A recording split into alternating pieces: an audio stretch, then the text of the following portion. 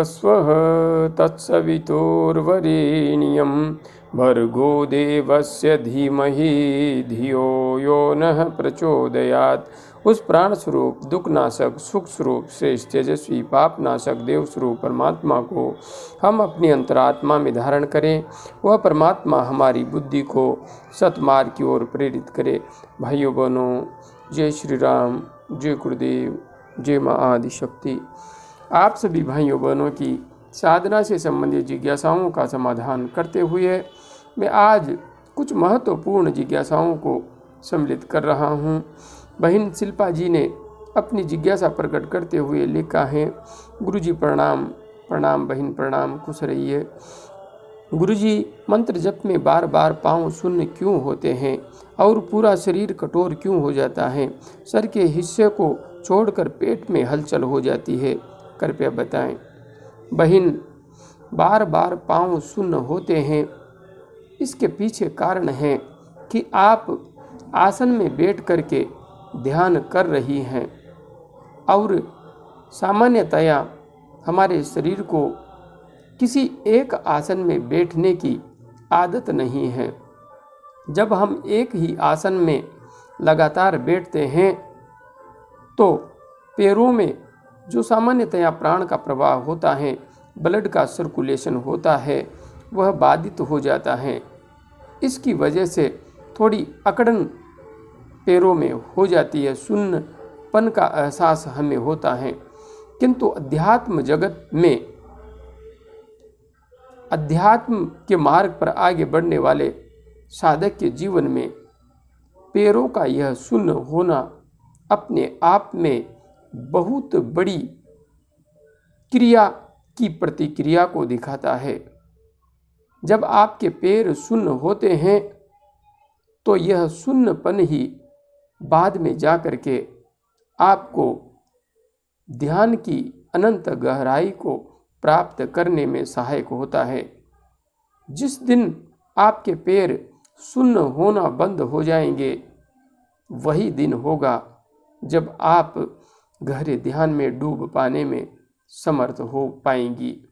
इसलिए पैर शून्य हो रहे हैं तो यह एक स्वाभाविक प्रक्रिया है शरीर की, क्योंकि शरीर को बैठने की आदत नहीं है, इस वजह से ऐसा हो रहा है। आप निरंतर अभ्यास करती रहिए।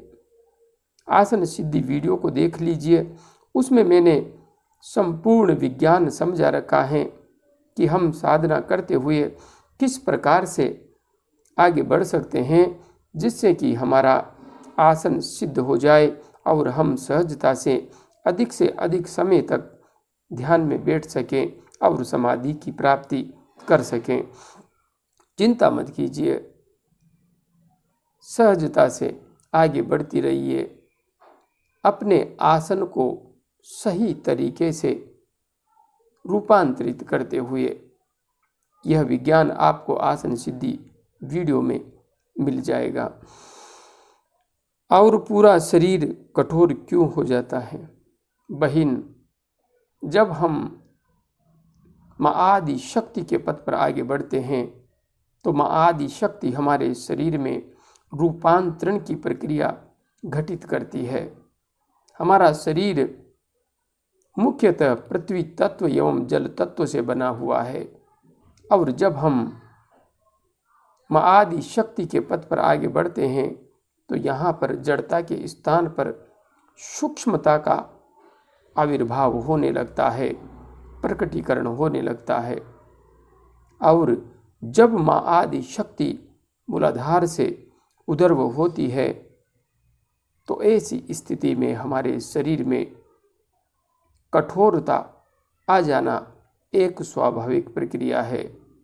और जब साधक दृढ़ता से एक आसन में बैठ कर के साधना करने लगता है तो यह निश्चित है साधक का शरीर चाहे दुबला पतला दिखाई देता हो, किंतु धीरे धीरे शरीर वज्र के समान कठोर होता चला जाता है और शरीर में लगने वाली सामान्य चोटें जो पहले अत्यधिक दर्द पहुंचाती थी, दर्द का एहसास होता था, वह दर्द का एहसास भी बहुत कम हो जाता है, बहुत कम।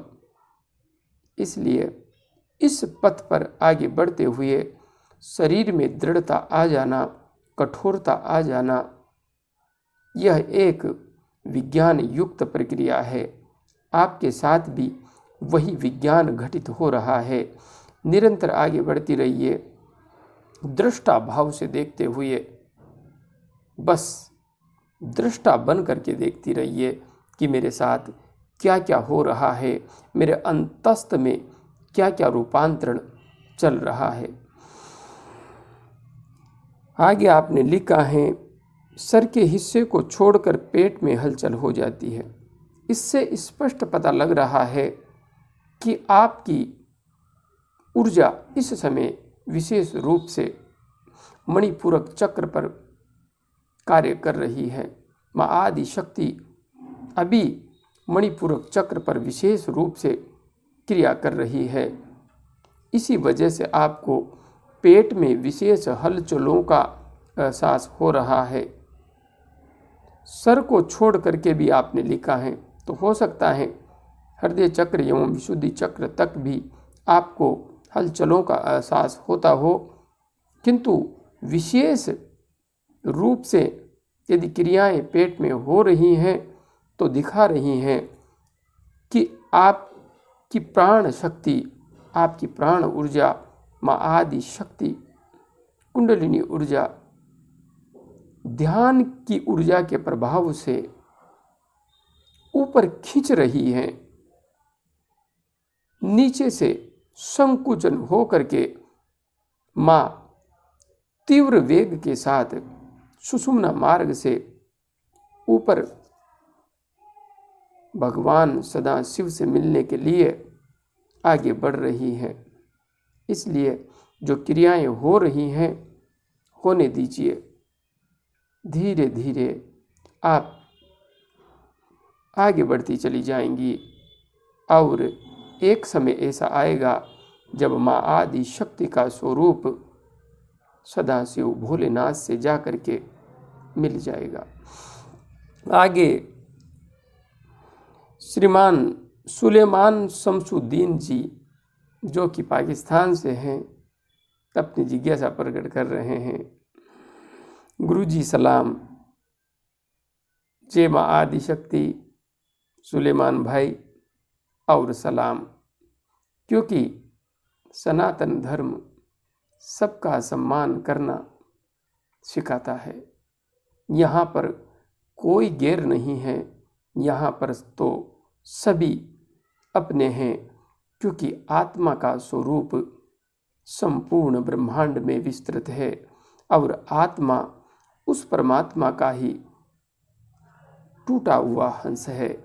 इसलिए मूलतः हमारे अंदर एक ही तत्व विद्यमान है।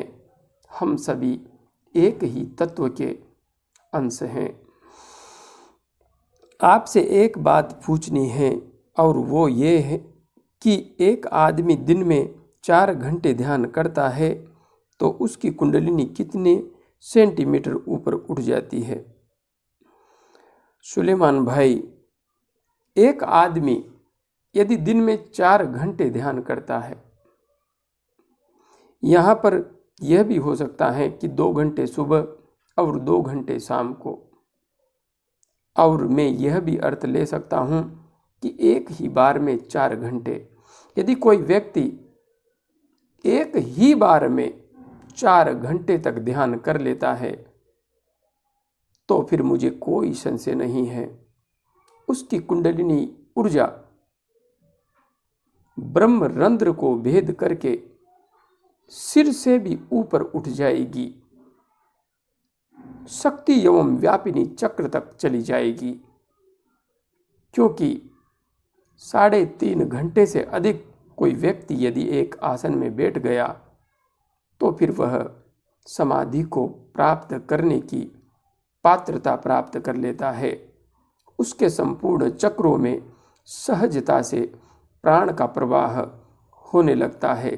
और हाँ, 4 घंटे तक बैठने के लिए कम से कम 3 वर्ष की साधना अवश्य चाहिए। इससे पहले कोई भी व्यक्ति 4 घंटे तक एक आसन में बैठ करके ध्यान नहीं कर सकता। मेरा आत्म अनुभव यही कहता है। संभव नहीं है कि कोई एक दिन में, 1 महीने में, 6 महीने या 12 महीने में 4 घंटे तक ध्यान में बैठ जाए। हाँ, यदि कोई व्यक्ति 2 घंटे प्रतिदिन सुबह शाम 2-2 घंटे ध्यान करता है तो ऐसी स्थिति में भी ऐसे साधक की ऊर्जा सहजता से सहस्रार चक्र तक पहुंच जाती है। इसमें कोई संशय नहीं है। इसलिए आपने पूछा है कि साधक यदि 4 घंटे ध्यान करता है तो उसकी कुंडलिनी ऊर्जा कितने सेंटीमीटर तक ऊपर उड़ जाती है। तो यदि साधक 2-2 घंटे सुबह शाम ध्यान करता है तो जितनी उसकी लंबाई है उतनी सीमा तक कुंडलिनी ऊर्जा ऊपर उठ जाएगी, क्योंकि सहस्रार चक्र की स्थिति हमारे सिर में है। और यदि एक ही बार में साधक 4 घंटे तक ध्यान करता है तो फिर स्पष्ट है ब्रह्मरंध्र से ऊपर उसके प्राण उठने लगेंगे, शक्ति एवं व्यापिनी चक्र में जाकर के ब्रह्मांड व्यापी अस्तित्व में माँ आदि शक्ति विलीन होने लगेगी। तो जितनी साधक की लंबाई है उसमें आप 8 से 10 सेंटीमीटर और जोड़ लीजिए, क्योंकि यहाँ पर प्रत्येक व्यक्ति की लंबाई अलग अलग होती है। इस हिसाब से हम सेंटीमीटर में कुंडलिनी ऊर्जा कितनी उड़ जाती है यह नहीं बता सकते। हाँ, साधक की लंबाई के अनुसार उसमें 10 सेंटीमीटर, 8 से 10 सेंटीमीटर जोड़ लीजिए। इतनी ऊंचाई तक यह ऊर्जा 4 घंटे एक बार बैठने पर निश्चित रूप से उठ जाएगी। और इतना ही नहीं उठेगी, इसके बाद यह विराट का रूप धारण कर लेगी, विराट के अस्तित्व में विलीन होने में समर्थ हो जाएगी। अर्थात यह ब्रह्मांड व्यापी कंपन उत्पन्न करने लगेंगी। तो मैं समझता हूँ कि आपको आपकी जिज्ञासा का मैंने सही जवाब दिया होगा। आगे आपने लिखा है, कृपया रिप्लाई अवश्य दीजिएगा। मैंने रिप्लाई दे दिया है। Thanks, love from Pakistan. आप जिस देश में निवास करते हैं उससे प्रेम करते हैं तो यह अपने देश के प्रति प्रेम को दिखाता है। प्रत्येक व्यक्ति को अपने राष्ट्र से प्रेम करना चाहिए, क्योंकि मातृभूमि हमारी माँ है, हमारी जननी है। हम इसी में पल बढ़ करके बड़े होते हैं। जो सम्मान आपका पाकिस्तान के लिए है वही सम्मान मेरा माँ भारती के लिए है। जय हिंद, जय भारत, जय माँ भारती। आगे मैं उन आत्मजनों के नामों को यहाँ पर सम्मिलित कर रहा हूँ जिन्होंने माँ के धाम निर्माण हेतु दान राशि समर्पित की है। बहन रूपल सोनी जी, जो कि अमेरिका से हैं, मूलतः तो भारत से ही हैं, किंतु इनका संपूर्ण परिवार वर्तमान में अमेरिका में निवास कर रहा है। तो बहन ने अपने संपूर्ण परिवार से दान राशि एकत्रित की है। संपूर्ण परिवार ने अपना समर्पण दिया है माँ के चरणों में। एकत्रित तो नहीं की है, बल्कि सबने अपनी इच्छा से, अपने भाव से माँ के धाम निर्माण हेतु अपना समर्पण दिया है। तो बहन रूपल सोनी जी ने स्वयं $100 तो लगभग 7200 रुपये शायद ये राशि होती है। 7200 रुपये। और बहन के पिता श्री हरीशचंद्र सोनी जी, इन्होंने 18,528 रुपये की राशि माँ के धाम निर्माण हेतु समर्पित की है। माताजी हसुमती बेन जी ने 10,800 रुपये की राशि समर्पित की है। और हमारी बहन की बड़ी बहन जी हैं चेतना जी, जिन्होंने 7200 रुपये की राशि माँ के धाम निर्माण हेतु समर्पित की हैं। बहन रूपल जी के 4 बच्चे, जिन्होंने $50 अर्थात 14,400 रुपये की राशि माँ के धाम निर्माण हेतु समर्पित की हैं। आप सभी आत्मीय परिवारजनों का बहुत बहुत धन्यवाद, बहुत बहुत साधुवाद। मैं माँ से प्रार्थना करता हूँ कि आप सब पर अपनी कृपा हमेशा बनाए रखें, हमेशा बनाए रखें, और आप सबको हमेशा सत्य, धर्म, न्याय, परोपकार और आत्मज्ञान के पथ पर आगे बढ़ने की प्रेरणा देती रहें, क्योंकि यही तो पथ है जो हमें माँ के आवरणों को तोड़ करके उस सत्य स्वरूप पर ब्रह्म परमात्मा सदाशिव भोलेनाथ से मिलने की शक्ति एवं सामर्थ्य प्रदान करता है। जय गुरुदेव, जय माँ आदिशक्ति।